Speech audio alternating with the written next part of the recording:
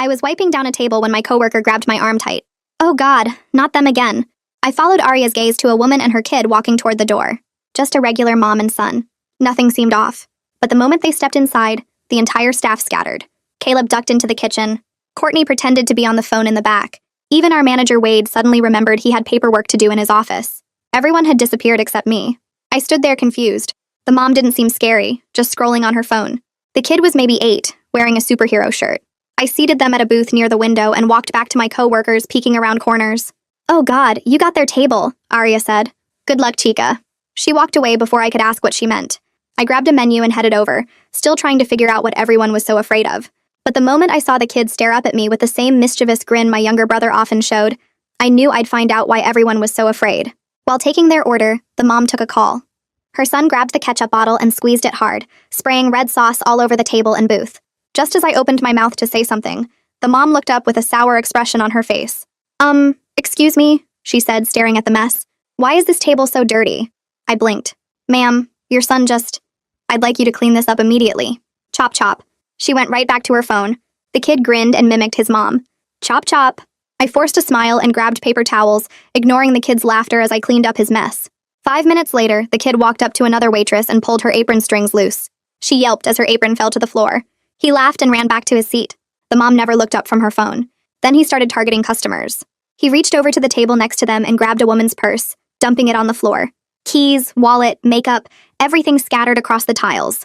The woman gasped, "Young man, where are your manners?" The kid ran back to his booth, giggling. His mom was still scrolling through her phone like nothing happened. The woman marched over to the booth, furious. Are you going to do something about your kid? Or are you going to let this brat run around like a monkey in a museum? Everyone's eyes went wide. The restaurant fell silent. People were exchanging looks, shaking their heads. Someone muttered under her breath, "Get him, girl." The mom glanced up for half a second and said, "He's just playing." Then back to the phone, completely uninterested. That's when another man at the counter stood up, a big guy wearing a construction vest. He walked straight to the mom's table, grabbed her phone out of her hands, and smashed it on the floor, shattering the screen into tiny pieces. "This isn't a daycare. Learn to watch your own kid," he said, his voice shaking with anger. "Learn to discipline him." The mom shot up from her seat. "Are you calling me a bad mother?" "Yeah, I am," the man said. "We're all saying that." Other customers started nodding. Someone said, "About time somebody said it." The restaurant erupted in arguments. The mom was screaming. The man was yelling back. Everyone had had enough. But they forgot one little thing, the kid. While everyone was shouting, the kid snuck into the kitchen. I ran over and saw him inside, standing at the stove. He'd turned all the burners on full blast and placed a cardboard box full of frozen burgers directly on the flames. "Hey, get out of there!" I screamed. He stuck his tongue out at me, laughing. Then, the box caught fire. Flames shot up fast, spreading to the grease on the stove, then the cabinets. Within seconds, half the kitchen was burning. Black smoke poured into the dining area. The fire alarm started blaring. "Fire!" Someone screamed over all the arguing and yelling. Everyone rushed toward the exit, but the mom blocked it off with her own body, yelling, "Oh no, you don't! Not until you get my son." But nobody moved. Not one person went back for him. She started looking nervous. "I told you guys to help him." The kid was crying now, coughing in the smoke, begging for his mom. "Fine, I'll do it myself." But everyone held her back, telling her it was too dangerous. That's when the tears began falling. "But my son..." Then the same man who'd smashed her phone pushed through the crowd. He pulled his shirt over his mouth and ran into the smoke. 10 seconds later, he came out carrying the kid, both of them coughing and covered in soot.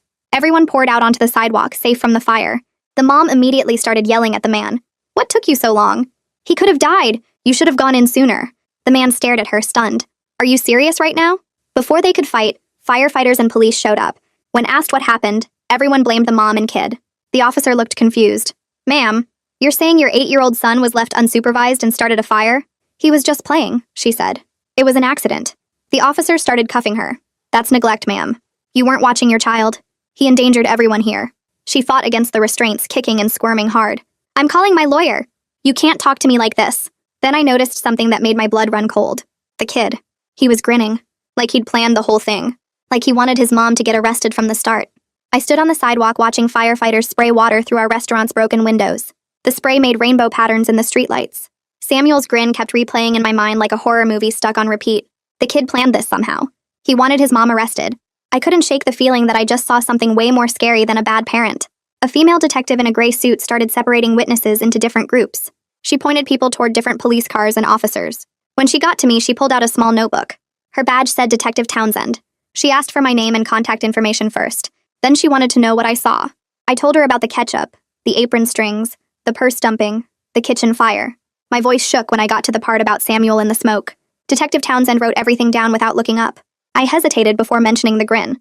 It sounded crazy even in my head, but I made myself say it anyway. I told her Samuel smiled after his mom got arrested, like he wanted it to happen. She wrote it down without any reaction on her face, but I saw her jaw get tight for just a second, like this detail confirmed something she was already thinking about. She asked me to walk through every single interaction from the moment they entered. I closed my eyes trying to remember. The way Samuel tested what he could get away with using the ketchup first. How he targeted other customers on purpose, not random. The way he kept looking at his mom to see if she'd notice anything. It all felt planned now. Calculated. I told Detective Townsend all of this, and she kept writing. Her pen moved fast across the page. She asked if Samuel seemed surprised when the fire started. I thought about it hard. No, he didn't look surprised at all. He looked excited. Across the parking lot, I heard Isaac Harper giving his statement to another officer. He was still covered in black soot from the smoke. His voice cracked when he described finding Samuel in the kitchen. He said he'd do it all again despite smashing that phone. The officer asked him why he broke the woman's phone, and Isaac's hands shook.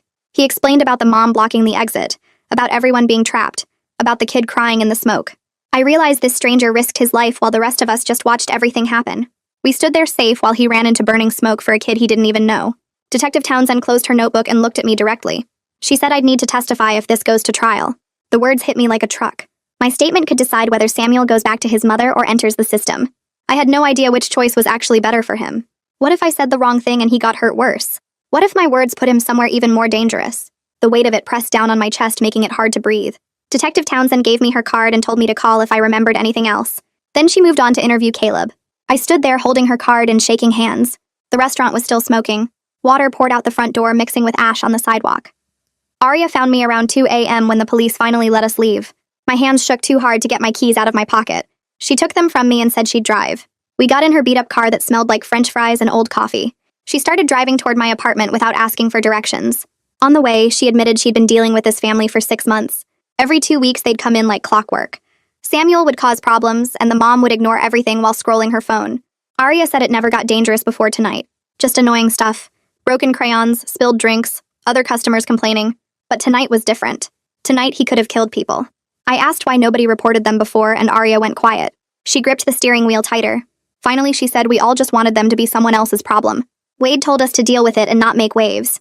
Corporate wants good reviews, not complaints about kicking out customers. So we just avoided their table and hoped they'd go away. Aria's voice cracked when she said this. She dropped me off at my apartment, but I couldn't sleep. I kept seeing Samuel's face in my mind. That grin. I grabbed my laptop and started searching. Child psychology, parental neglect, why kids act out.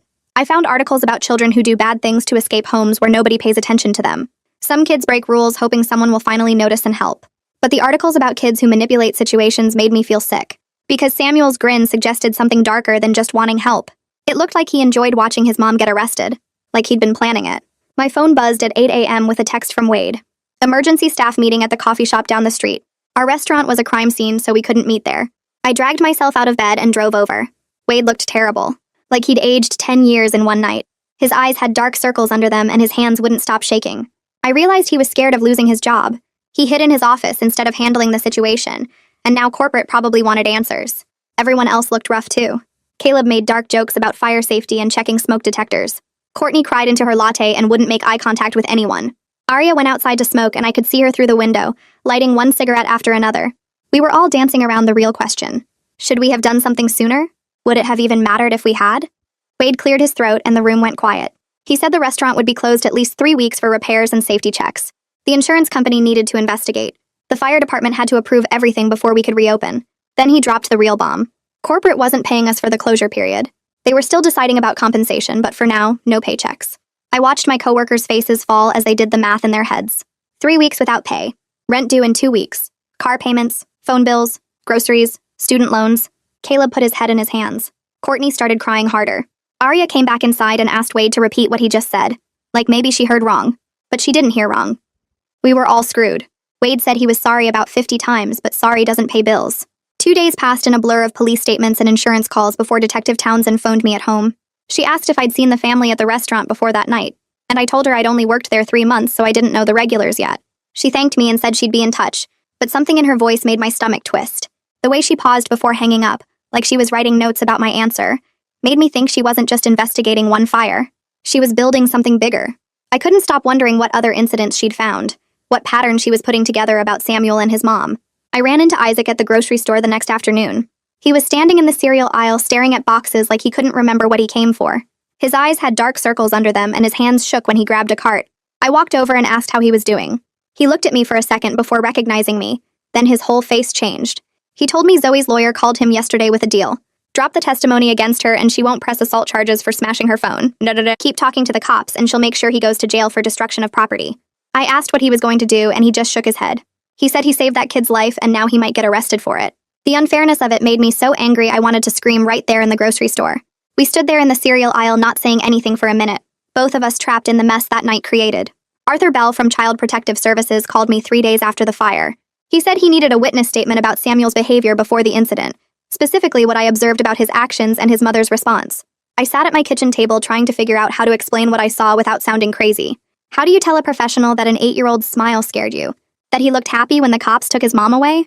I stumbled through describing the ketchup incident, the purse dumping, the way he kept looking at his mom to see if she'd notice.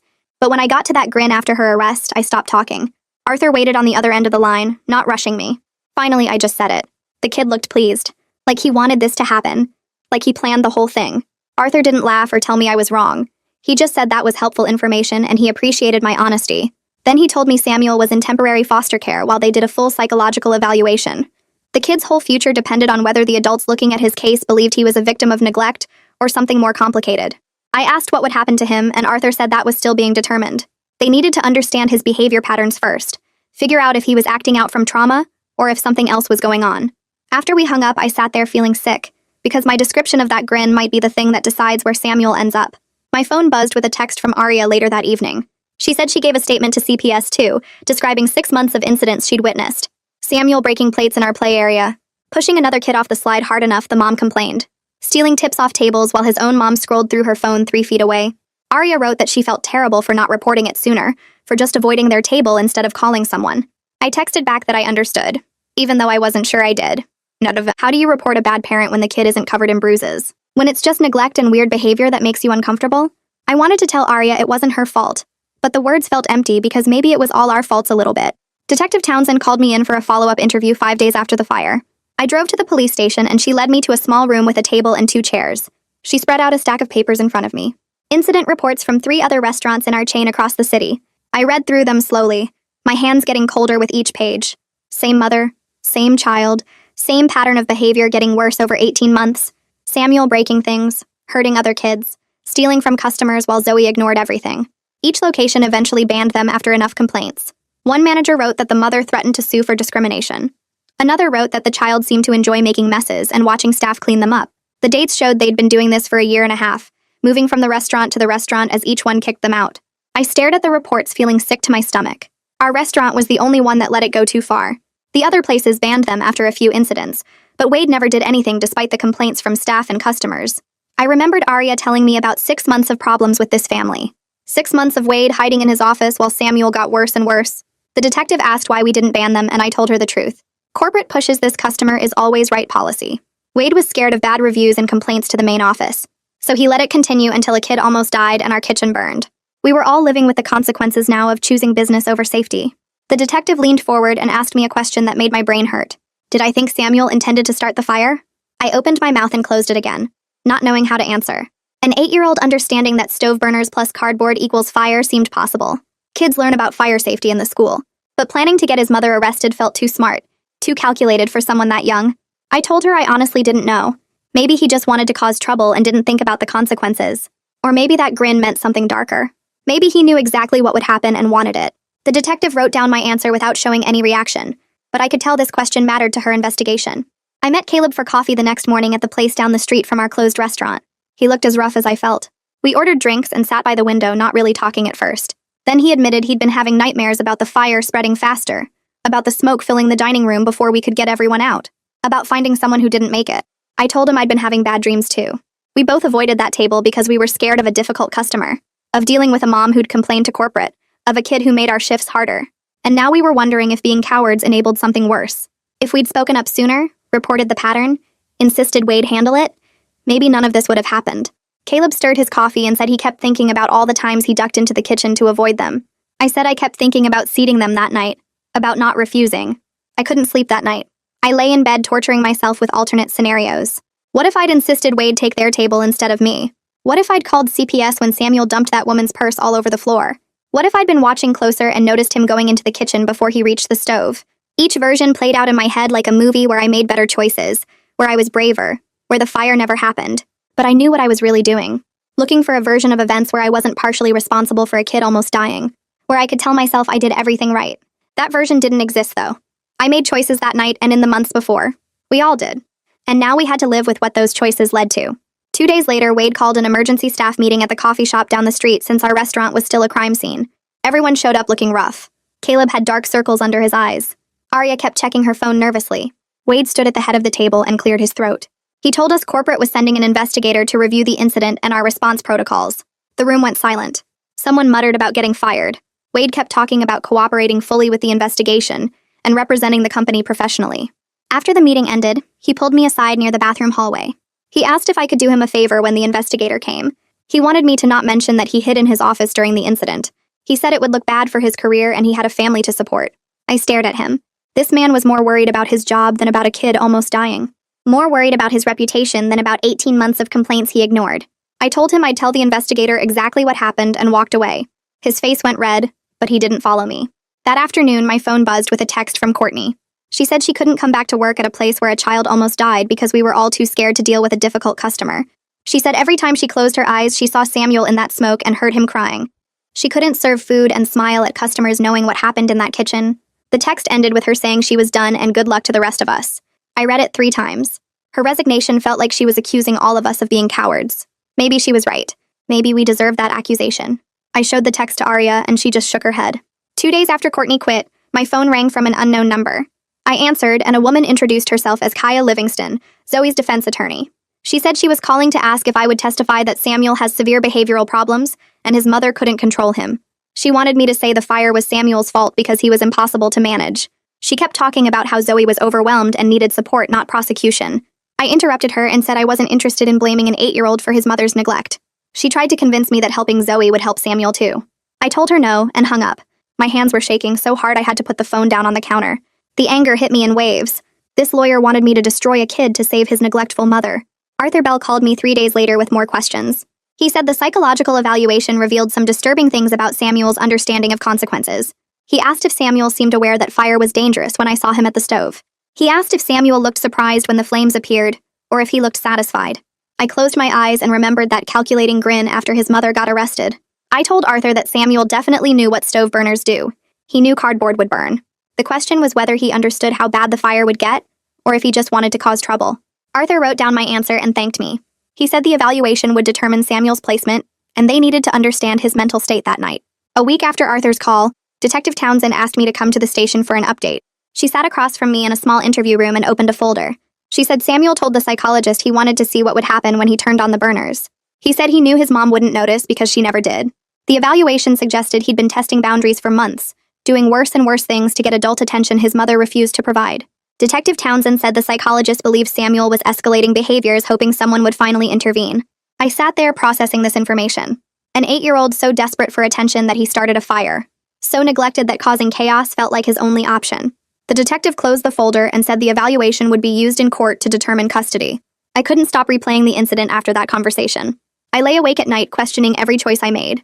I called a therapist the next morning and got an appointment for that afternoon. The therapist listened to my whole story without interrupting. Then she asked if I was angry at Samuel or his mother. I opened my mouth to say his mother but stopped. I realized I was mad at both of them. Mad at Samuel for starting the fire.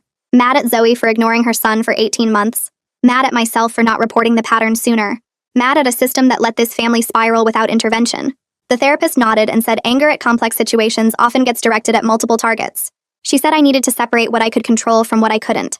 Arya texted me 2 days after my therapy appointment asking if we could meet. We sat at a park bench near her apartment and she pulled out printed articles from her bag. She said she'd been researching childhood trauma and neglect, trying to understand how an 8-year-old becomes manipulative enough to engineer his mother's arrest. She showed me article after article about children who act out desperately seeking structure and boundaries their parents won't provide. Kids who test limits harder and harder hoping an adult will finally step in and create safety. Samuel's behavior suddenly made horrible sense. He wasn't evil. He was drowning, and setting fires was his way of screaming for help. 3 weeks after the incident, the preliminary hearing happened at the county courthouse. I sat in the gallery watching Kaya Livingston stand up to make her opening argument. She painted Zoe as a struggling single mother overwhelmed by a child with severe behavioral disorders. She described Samuel's incidents across multiple restaurants as evidence of his uncontrollable nature. She talked about inadequate mental health resources for families dealing with difficult children. She made it sound like Zoe was a victim of circumstances beyond her control. She never mentioned the phone, never mentioned 18 months of documented complaints, never mentioned the pattern of Zoe's complete indifference while Samuel acted out. The prosecutor objected several times, but Kaya kept pushing her narrative. I wanted to stand up and scream that she was lying. When Zoe took the witness stand, she started crying immediately. She talked about how hard it was to raise Samuel alone after his father left. She said his behavioral issues started after the divorce, and she'd tried everything to help him. She described feeling overwhelmed and scared of her own son. She made herself sound like a frightened parent doing her best in impossible circumstances. She never once mentioned scrolling through her phone while Samuel dumped purses and pulled apron strings. Never mentioned ignoring every complaint from the restaurant staff. Never mentioned the 18 months of incidents that she dismissed as him just playing. The judge listened without expression while Zoe sobbed through her testimony.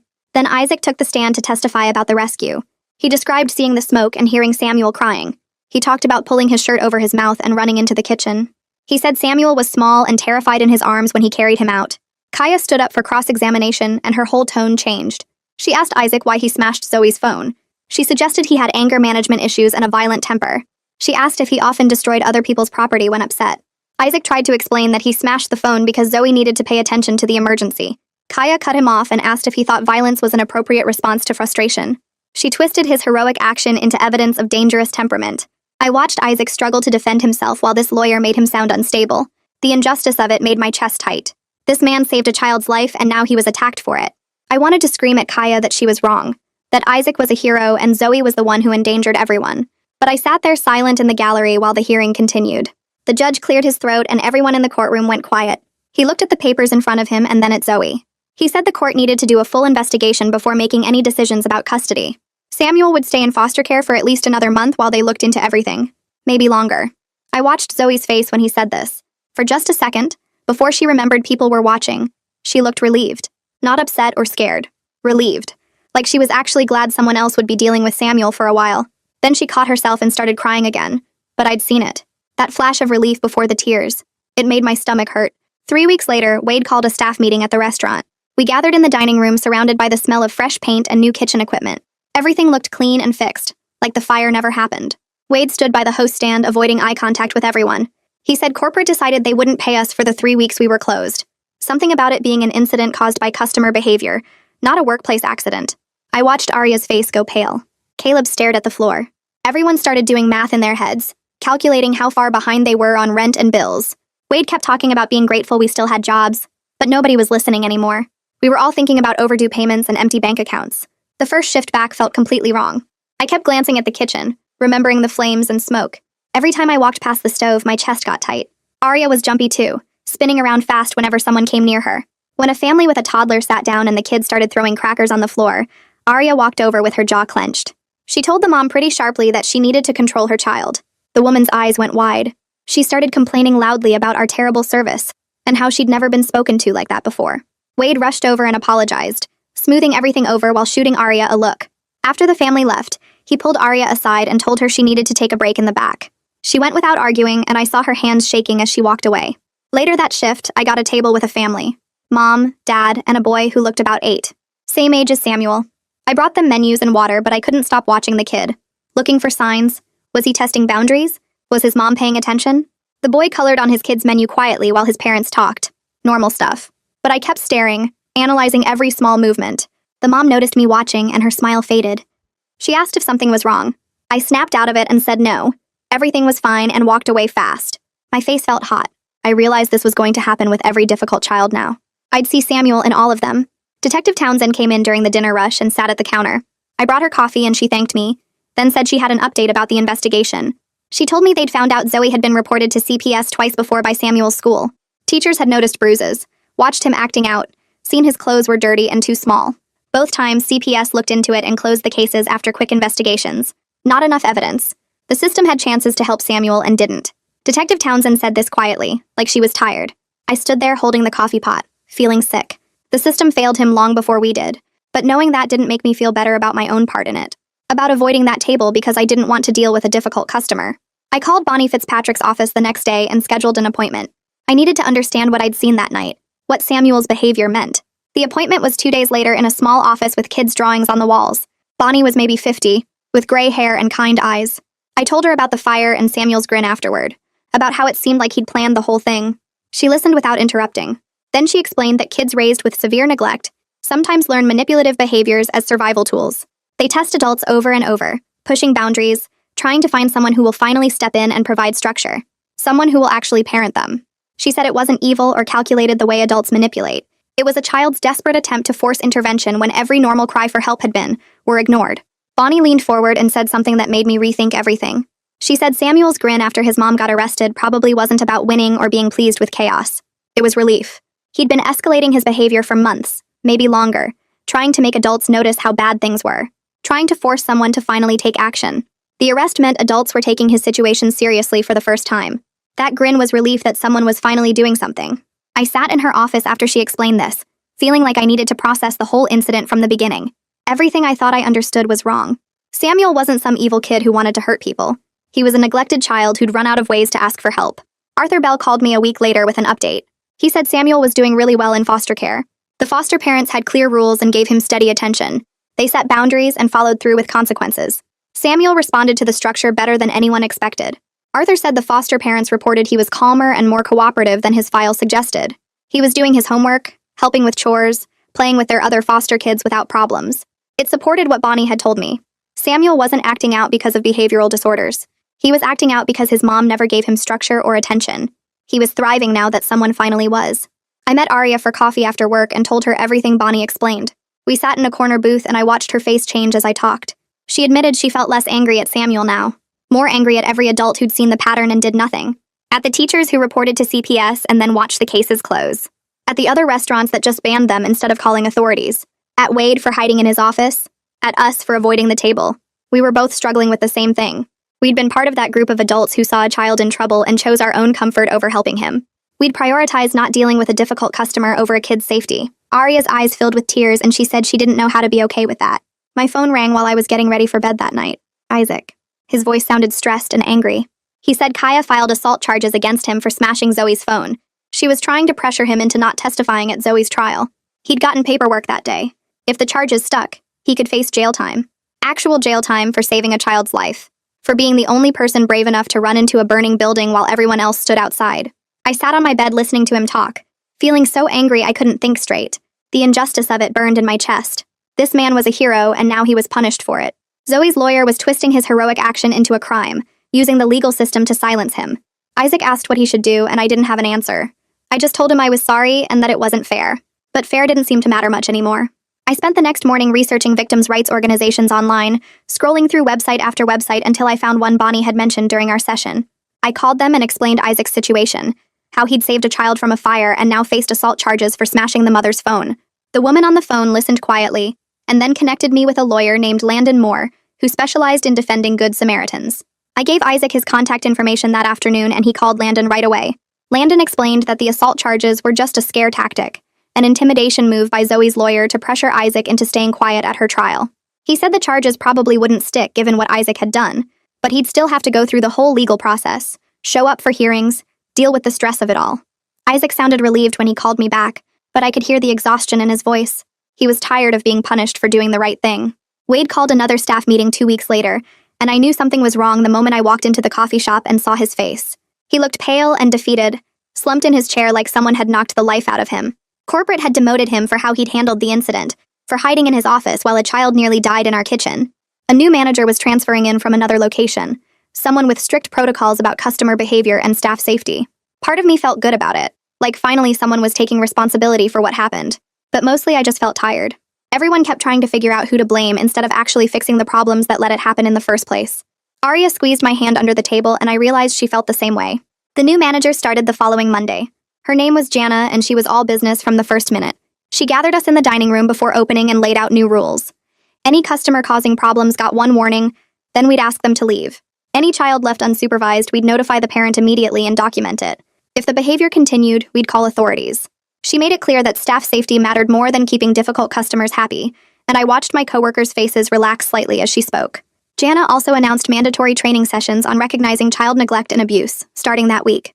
I signed up for the first available slot, wanting to understand what I should have noticed sooner. The training happened 3 days later in a conference room at the corporate office downtown. I sat between Arya and Caleb, watching a presentation that described exactly what I'd witnessed with Samuel and Zoe. The trainer, a woman from social services, showed us warning signs of family problems. A parent constantly distracted by their phone while their child acted out. A child testing boundaries without any response from the adult. Escalating behaviors that suggested a kid was desperate for attention or structure. She emphasized that restaurant workers often saw these patterns before anyone else, that we spent hours watching families interact in ways teachers and doctors never did. We had a responsibility to report our concerns to authorities when we noticed something wrong. I thought about all those times I'd avoided Samuel's table, how I'd chosen my own comfort over a child's safety, and my stomach twisted with guilt. 2 months crawled by before Samuel's custody hearing finally arrived. I got a letter in the mail telling me to appear in court to testify about what I'd observed. The morning of the hearing, I put on my nicest clothes and drove downtown to the courthouse, my hands shaking on the steering wheel. I'd never testified in court before, never been part of something this serious. Inside the courtroom, I spotted Arthur Bell sitting near the front, and he gave me a small nod. Then I saw Samuel. He sat between 2 adults I didn't recognize, probably his foster parents, wearing clothes that actually fit him properly. He looked so small in that big courtroom chair, scared and uncertain. Something broke inside my chest watching him. This was just a kid who'd needed help and gotten chaos instead. A kid who'd been so desperate for someone to notice his situation that he'd set a fire to force intervention. When they called me to the witness stand, I walked up on shaky legs and took my seat. The prosecutor asked me to describe what I'd seen the night of the fire, and I told the truth. I described Samuel's behavior honestly, including that disturbing grin after his mother got arrested. But I also testified about the 18 months of documented incidents Arya had told me about, the pattern showing Zoe's complete lack of supervision across multiple restaurants. I explained how Samuel had tested boundaries constantly, how his mom had never looked up from her phone, how he'd escalated his behavior like he was trying to get someone, anyone, to pay attention. Kaya stood up for cross-examination and immediately tried to twist my words. She asked if I thought Samuel was dangerous, if his behavior suggested mental problems, if I believed he'd intended to hurt people with the fire. I could see what she was doing, trying to paint Samuel as the problem instead of focusing on Zoe's neglect. But the prosecutor objected and redirected the questions back to Zoe's failure to supervise her son across multiple establishments over many months. After I finished testifying, they dismissed me from the courtroom. I waited in the hallway outside, too nervous to leave. Arthur found me an hour later and told me what happened in the judge's chambers. Samuel had testified privately, and he'd admitted knowing the stove would cause problems when he turned it on. He'd told the judge he was tired of his mom ignoring him, tired of nobody noticing how bad things were at home, tired of feeling invisible. He'd wanted someone to finally do something, to make the situation change somehow. Arthur's voice got quiet when he described the judge's reaction. Her face had shifted from stern to heartbroken as Samuel spoke, because an 8-year-old shouldn't have to set a fire to get adults to pay attention to his suffering. She'd called a recess right after his testimony, and came back looking like she'd been crying in her chambers. They called me back for more cross-examination after lunch. Kaya asked again if I thought Samuel was dangerous, if I'd feel safe serving him in the restaurant again. I looked at this lawyer trying to demonize a neglected child to excuse his mother's failures, and something inside me snapped.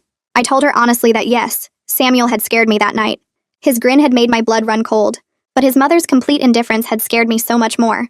A child acting out for attention was fixable with proper care and structure. A parent who couldn't look up from their phone while their kid set fires was the real danger. The prosecutor asked me one final question. Did I regret not intervening sooner?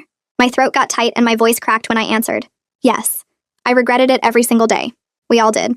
The entire staff wished we'd reported the pattern instead of just avoiding their table, instead of prioritizing our own comfort over a child's safety.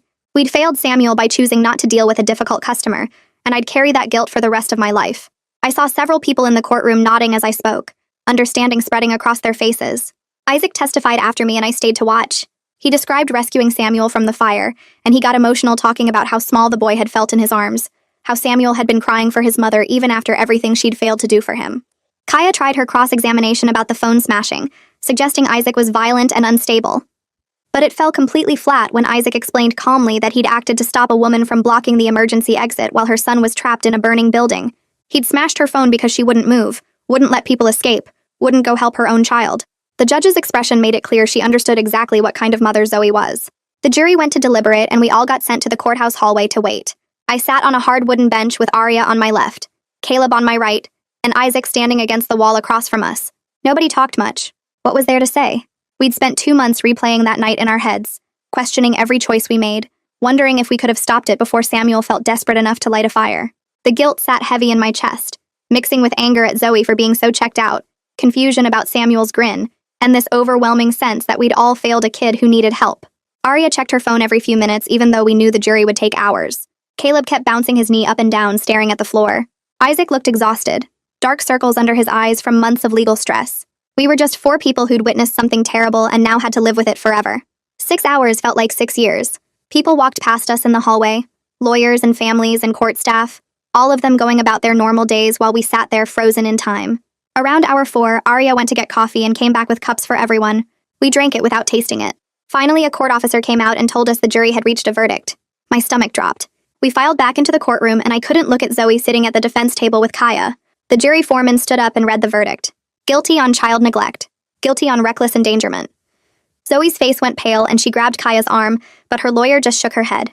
The judge sentenced her to 2 years supervised probation with mandatory parenting classes. She'd only get supervised visitation with Samuel, and he was placed with his current foster family long-term, with possibility of reunification after Zoe completed all her requirements. It felt like the least bad option in a situation where there were no good outcomes. Samuel needed stability and structure, things Zoe had never provided, but splitting up a family still felt heavy and sad. Zoe started crying and saying it wasn't fair, that Samuel was her son, but the judge's expression stayed firm. Outside the courthouse, Isaac looked relieved but also drained. He told me his lawyer thought the assault charges would get dropped now that Zoe was convicted, but he still had to wait for the prosecutor to make that decision. I hugged him and told him it would work out, even though I wasn't sure of anything anymore. The following week, Isaac called me while I was at home folding laundry. I almost didn't answer because I was tired and didn't want to talk about the trial anymore, but something made me pick up and I heard him crying on the other end. The prosecutor had declined to pursue the assault charges, citing his heroic actions and Zoe's obvious intimidation tactics. He kept saying thank you over and over, his voice cracking with relief. I realized he'd been carrying so much stress for months while the rest of us focused on Zoe and Samuel's situation. He'd saved a kid's life and then got threatened with jail time for it. The injustice of that made me angry all over again. We talked for 20 minutes and he told me he'd been having nightmares about going to prison, about losing his job, about his whole life falling apart because he did the right thing. I listened and let him get it all out. This man I barely knew who'd become part of my life through shared trauma. A few days later, Arthur Bell called with an update about Samuel. He was continuing to improve in foster care and had started therapy to process the neglect and his own role in the fire. The foster parents were committed to keeping him long-term, treating him like their own kid instead of a temporary placement. He was doing better in the school with consistent support and structure at home. Arthur's voice sounded hopeful when he described Samuel's progress, and I felt some of the weight lift off my chest. Maybe this outcome, messy and complicated as it was, would actually help him. But I was still struggling with my own stuff. The nightmares hadn't stopped. Every time I saw a kid at work, I watched them too closely, looking for signs of neglect or behavioral problems. I jumped at loud noises. I couldn't relax around families with young children, so I made another appointment with Bonnie. Sitting in her office felt both familiar and embarrassing. I'd hoped I'd be over it by now, that the verdict would bring closure. But trauma doesn't work that way. Bonnie listened while I described the nightmares, the hypervigilance, the way I couldn't stop replaying that night and changing details in my head. She explained that witnessing trauma affects everyone differently, that my guilt about not intervening sooner was a normal response that would take time to process. She gave me techniques for managing the anxiety, ways to ground myself when I started spiraling. It helped to hear that I wasn't broken or weak, just human. The restaurant finally reopened after being closed for repairs and safety inspections. Corporate had installed new safety protocols and required all staff to complete training on recognizing concerning customer behavior. We had a system now for reporting problems to management, and Wade's replacement actually followed through on addressing issues instead of hiding in his office. The new manager was strict but fair, and I appreciated having clear guidelines instead of the old policy of avoiding conflict at all costs. Slowly, the atmosphere started feeling normal again. Customers came back, the kitchen ran smoothly, and we fell into familiar rhythms. But we were all different now, more aware, more willing to speak up. Arya and I became closer friends through processing this shared experience. We started meeting for coffee on our days off, talking about the trial and our feelings about it. One day she told me she'd decided to go back to the school for social work.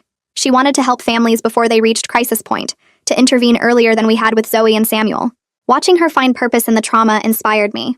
I started thinking about how I could contribute to preventing similar situations, maybe volunteering or taking classes. I didn't have answers yet, but at least I was thinking forward instead of just backward. 3 months after the incident, I was working a dinner shift when a family came in with a distracted parent and an acting out child. The mom was on her phone while her son, maybe 7 years old, threw crayons at other tables and climbed on the booth seats. Old me would have avoided them, let someone else deal with it, hoped they'd leave soon. But I walked over to my manager and quietly told him what I was seeing. I suggested he check in with the family, maybe offer some assistance. He did exactly that, approaching their table with a friendly smile and gently mentioning that the child seemed to need some attention. The mom looked up, actually looked at her kid for the first time since they'd sat down and put her phone in her purse. She started engaging with him, asking about his day, helping him color. The change was immediate. The kid calmed down, stopped acting out, smiled at his mom. It was such a small intervention, but it worked. I felt proud of myself for speaking up instead of staying silent.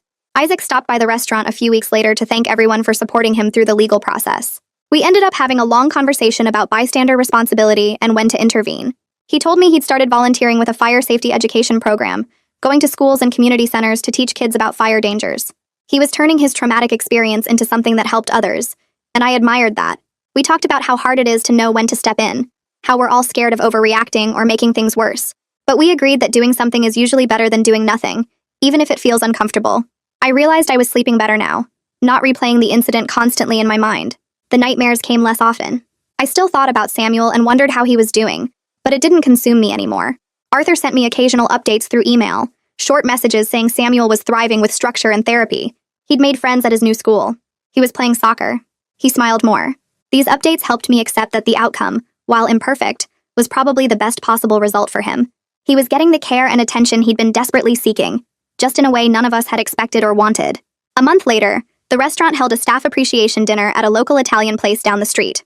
Our new manager stood up with a glass of wine and talked about how we'd handled a tough situation and come back stronger as a team. Everyone clapped and Arya squeezed my hand under the table. It felt good to be recognized, though I knew we'd all carry some guilt about not acting sooner regardless of how things turned out. Caleb caught me after dinner while we were waiting for our cars. He told me he'd been seeing a therapist too, working through his guilt about hiding in the kitchen that night. We stood in the parking lot talking about how we were all just trying to avoid conflict, how none of us could have predicted it would turn into a fire, but we still wished we'd been braver about reporting the pattern earlier. He admitted he still had nightmares about the smoke and flames spreading faster than we could control. I told him I understood completely. 6 months after the fire, I ran into Zoe at a grocery store. I was reaching for cereal when I saw her one aisle over, phone pressed to her ear as usual. She looked right through me like she didn't recognize the waitress who testified against her in court. Her shopping cart sat sideways, blocking the entire aisle while she scrolled through her phone with her free hand. A woman with a baby tried to get past and had to say excuse me 3 times before Zoe finally moved. I watched her walk away, still glued to her screen, and I realized some people never learn, never change, never take responsibility for the damage they cause. I grabbed my cereal and left before she could notice me. 2 weeks later, I was working a dinner shift when a family came in with a boy around Samuel's age. I felt my chest tighten as I walked over to seat them, but then I noticed the mom was attentive and engaged with her son. When he got too loud talking about his soccer game, she gently reminded him to use his indoor voice. He listened and went back to coloring his menu. I smiled, watching their normal, healthy interaction, grateful that most families get it right. I served them without the constant worry that used to eat at me every time a kid walked through the door. Life at the restaurant had returned to normal, but I was different now. More aware of warning signs, more willing to speak up when something felt wrong, more conscious that sometimes doing nothing is its own kind of action. Arthur sent me an email that morning saying Samuel was thriving in his foster home. He'd made the soccer team at his new school and was doing better in therapy every week. The foster parents were talking about adoption if things kept going well. He was finally getting the structure and attention he desperately needed. While the path to get there was scary and chaotic, I was learning to accept that messy intervention was better than polite silence.